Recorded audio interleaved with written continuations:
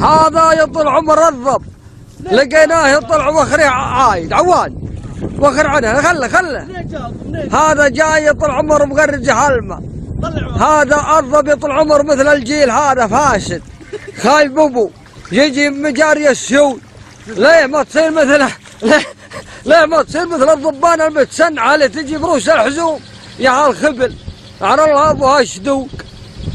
اخس يا سقيم العقل جاي اللي بوسط في ظلمه وتكوش. هالحين معاونك اصبر يا ولد هالحين معاونينك ومطلعينك وتهوش علينا ترفع كراعك على الله ابوها الكراع والله لا ردك للبحر والله. لا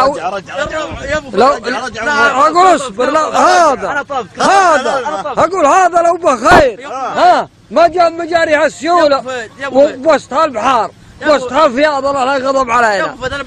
ولا كان طالعين على جدانه ما يرتبون الا بروس الحزوم. يا ابو فهد انا بعلمك حاجه. تي على ابوك اللي جاب شوف الماء هذا ما ينفع رجعه رجع لا تلومه بالله لا تلومه يحفر بوسط هذه شوف بوسط هالمسايل. لا تلومه انت هذه فيض حستي هذه لا تعلم يتهجد ما هي فيض حستي. هذه فيضة مشلوبه نوره.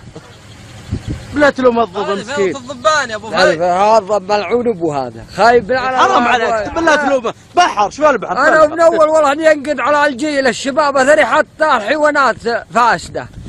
لو بها خير ما تنزل بوسط مسائل الماء. يا